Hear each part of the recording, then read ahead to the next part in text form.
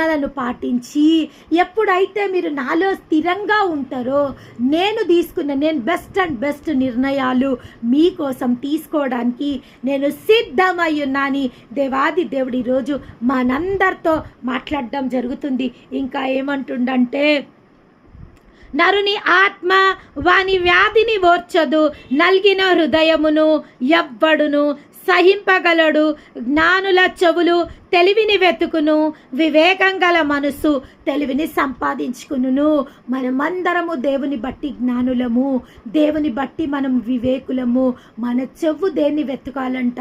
దేవుని మంచి మాటలను వెతకాలంట. మన కళ్ళు దేన్ని వెతకాలంటే దేవుని యొక్క మంచి మార్గంలో వెతకాలా. మన నడవడిక, మన కాళ్ళు ఏం వెతకాలా? దేవుని యొక్క మంచి మార్గంలను వెతకాలా. ఎందుకంటే దేవుడు ఏమంటుండంటే, నా వాక్యము నీ పాదములకు